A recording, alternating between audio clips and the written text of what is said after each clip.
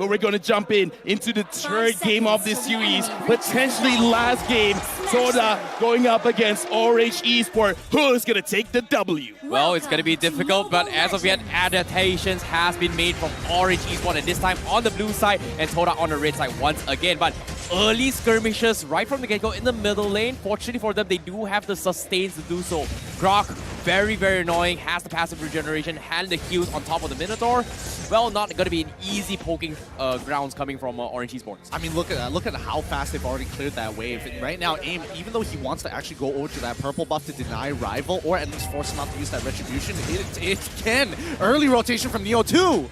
Yep, Neo gonna go for a couple of harassments. He needs to force something out. Yumski is gonna be able to survive these rivals. Thinking about threatening the Little Wanderer, and he will get it for the side of TODAK. However, I want to talk a little bit more on Orange Esports Fredrin. This Fredrin pickup, it's okay-ish. I understand where they're coming from. They want to find a way to slow down the combos coming in from 4 mains. If you can tank out initial burst from 4 mains, you can turn the tides with the Appraiser's Draft on the spot. I mean, this is what I mentioned yesterday, right? When you have Fredrin, it's literally just the hit confirm. As soon as he lands the taunt specifically on Rival, he becomes very vulnerable to full one-shot combos coming in from Subway because he can't just break out of it with a Purify, which he doesn't have. He's got Retribution.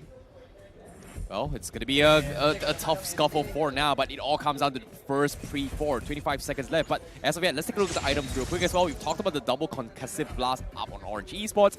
It's a great way to be very tanky. You know, it's not the most ideal way, but it's going to be value damage across a full teamfight scuffle. Yeah, actually looking at this, TODAK do really want to go for a teamfight because Chiku just absorbed a little bit of the EXP minions. Him being level 4, Turtle coming up.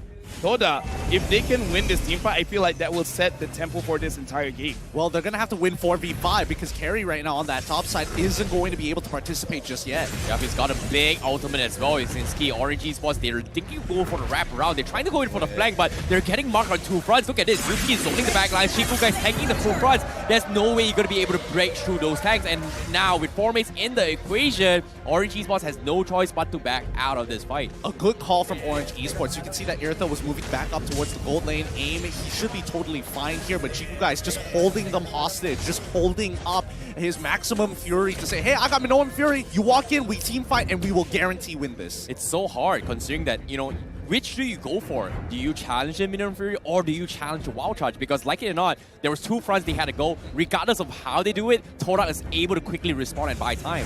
All right, right now, very, very quick question. Orange Esports, if they do want to win a team fight, what should they do? Who should they focus on? But Chiku guys goes in! Well, that's what we were talking about because focus on Stormy is going to be the way to go. That's the pretty much counter engagement. And TODAK, they dive on towards him. Subway goes for the counter engagement as well. Neo going for the taunt, but Rival, he still has the brilliance. He's going to turn the tides, but the sustains from TODAK is going to keep him alive. The heals coming in on this Minotaur. Oh, they could have killed Rival there, but the taunt didn't connect on him. He was just slightly out of range. These early rotations coming out from Balance is costing him his lane at this stage of the game. Orange, they need to kind of slow things down, and I think they need to take fights prior to this. They need to make some hard reads on TODAK.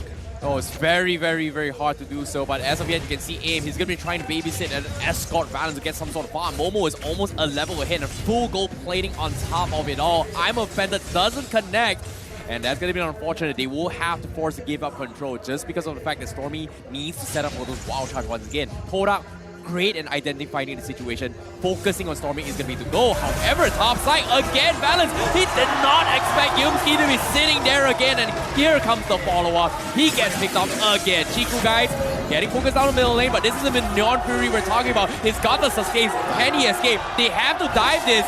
Do they get the kill? Yes, they will, but here comes Yumski to try to prevent this, but eventually they will be able to narrowly escape this. Nicely done coming in from Stormy to zone Yumski off. He still technically has enough damage to take out Subway, but if they steal this, it's already looking good. Turtle is already gone, and that's fine. TODAK just want to play the lanes. Yep, Yumski deliberately sacrificing his health to protect the purple buff is going to be the way to go, but Rival's already stealing the purple buff away from Orange Esports on the other side of the map.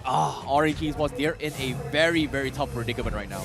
Right now, Hidden, you yourself had talked about Orange Esports, the way that they need to take the fight. Rival almost died just now. So right now, I'm looking at Subway. What should he be doing right now? But before that, Neo is going to get caught just a little bit, but he can still tank the damage from Momo. Personally, I believe that Orange Esports is in a position where they do want to actually take these team fights. The problem is that they have to take preemptive measures to stop Chiku from actually holding on to this Minoan Fury. They want to make sure that he either pops it early on maybe just one target, or look to take out initiation from Yumski. I'm really surprised by the itemization coming from Orange Esports. If you take a look at towards the aim, he's only got one match defense shoes. I was expecting a little bit more considering the amount of CCs that TODAK is bringing to the table. I would say getting out of CCs is more important than getting that physical defense where you're still not going to be able to do anything.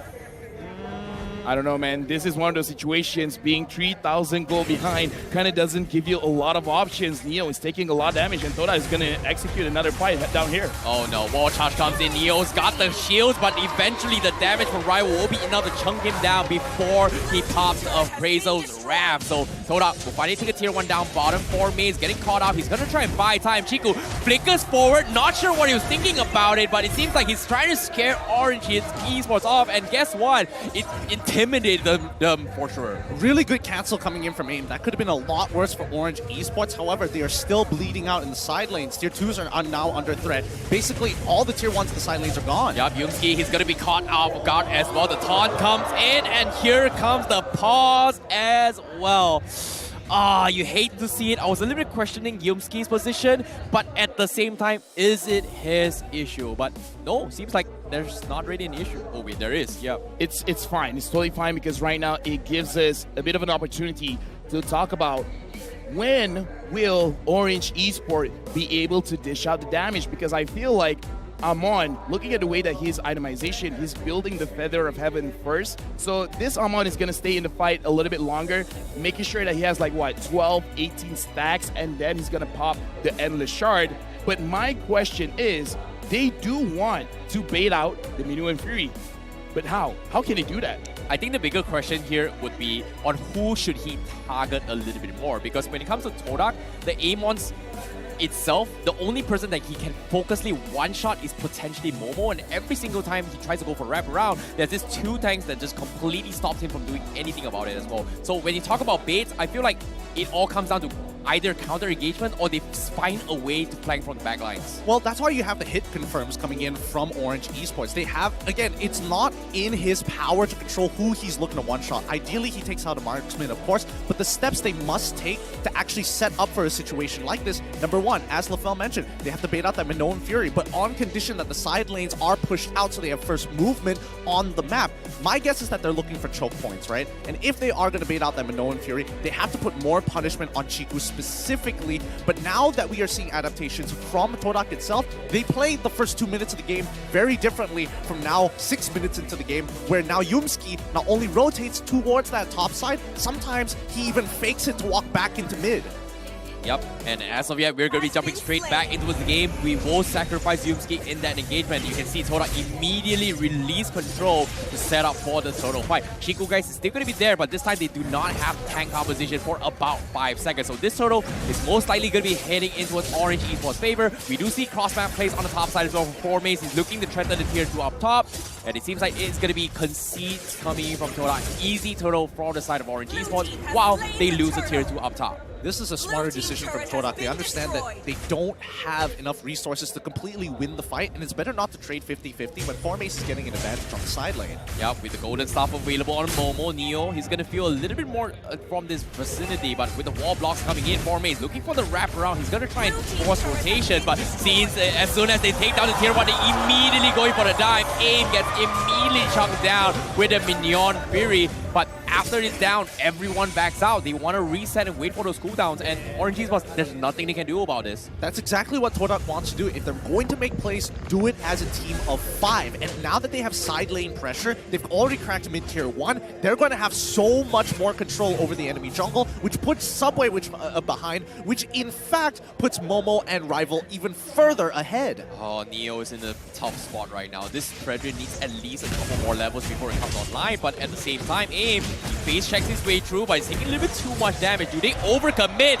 No, they don't. They get the I'm offended in, but 4Maze survives with it. Oh, Chiku stops the momentum in. Valens tries to cut the back lines, but he doesn't want to take the unnecessary risk, not knowing where the rest of the members did, because here he comes. TODAK, they reveal himself. They go in for the flank. They go for the wraparound, but where's the damage? They don't really have so, and Rival finally gets taken down as they finally set up the opportunity, and now Subway is going to get more. Valens gets a double kill, and TODAK now seems to be making the mistakes this time. Nicely played by Orange Esports. This time, they had the foresight to look a little bit further. They trade 50-50, and this is great because Orange Esports are the ones that are behind.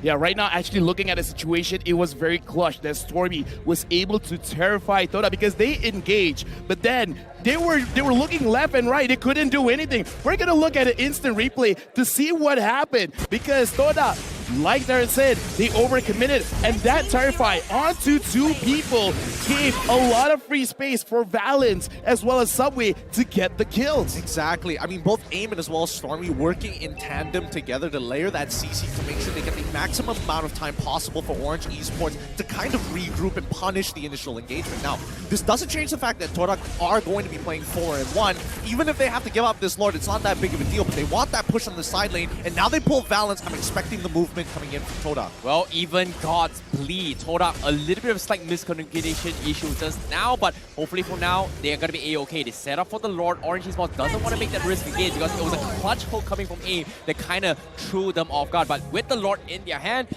are going to be able to come on top. But bottom side, 4Maze, they realize that 4Maze always like to go for the solid play. They go in for the focus down, and now the trades come in. TODAK trade a tank for an XP laner, but Subway, once again, from the back lines, doesn't seem to have the damage to chunk down the Lunox. No, not yet, not yet. And I think Orange Esports made the smarter decision here to give up the Lord to actually go for a trade on the side lane. They got a kill onto 4Maze, and they only sacrificed aim for it. Not the biggest trade in the world, but they are behind. If you look at the items so far, 3 items achieved coming in from Valens. We need 1 more item from Subway before he feels relevant. Yeah, but as of yet, you can see Orange Esports feeling a little bit more confident knowing that Valens is now level 12. Meanwhile, a big wall charge coming from Stormy.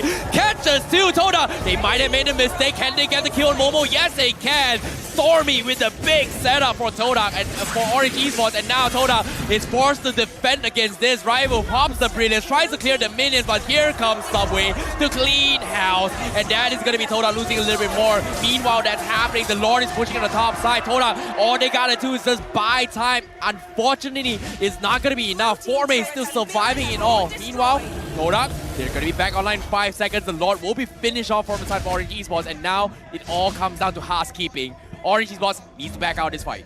Wow, what a decision by Orange Esports. They're willing to sacrifice an inhibitor to make sure that they actually even up the goal against TODAK, taking a 4-for-nothing trade, which was great because they took out the 2 linchpins, Yumski and as well as Chiku guys. I gotta say, man, Stormy was the real MVP, and right now 4Maze is going up against 2. 4Maze in a tough spot. They need to call in the cavalry from side of TODAK before they make this next play, because as of yet, Orange Esports, they found the secret sauce. They found a way to allow Subway to get into the back line, which was the initial problem. With this time, Neo getting a little bit more items, he's going to be a little bit more confident. Chiku now going for the minion fury. Momo finally focuses on balance. They know that he does not have the winds of nature.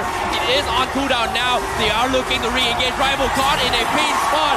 Subway completely blocked by the wall, and now TODAK, they want a little bit more. Stormy going to be scaring Momo off a little bit more. TODAK, do they want to continue? It seems like they don't really want to, because 4Maze is secretly ratting behind them. Oh, that was a bit desperate coming in from Orange Esports. They didn't have aim to be able to cancel the Minoan Fury with the flicker. They have to play around their alt timings a little bit better. Well, they have to play this safe. Stormy just got the wild charge once again. They have to make this work. However, Orange Esports win condition is up to Neo now. He needs a little bit more items if he wants to be the annoying Freddy that we know of. As of yet, we caught a brilliance of him. He's got Dominance Eyes, he's got Oracle, but he needs at least 1 more defensive maneuver if he wants to start being annoying or even win his 1v1 against a Paquito. Right now, it really is about decision making, because Orange, they can win a fight if Stormy was able to engage, because we saw that's what happened in the previous fight. However, they got to be careful, because going up against Chiku guys, they got to know that this Minotaur is very, very tanky. If he counter engages, that's a lost fight right now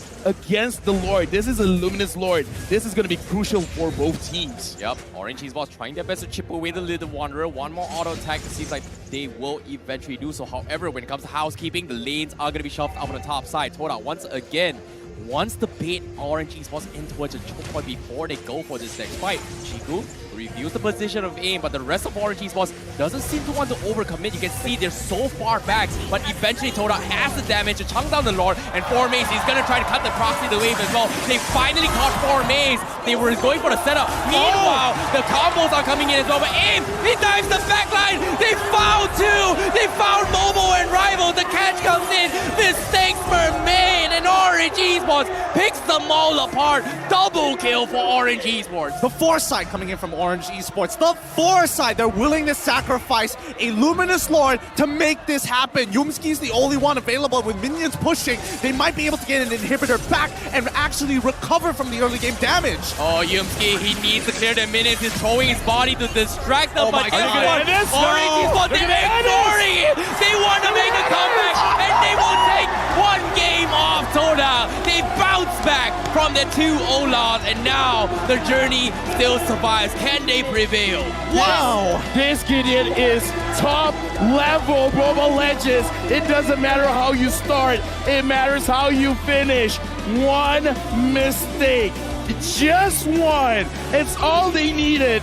Orange pushed all the way. They are still in the game. What an incredible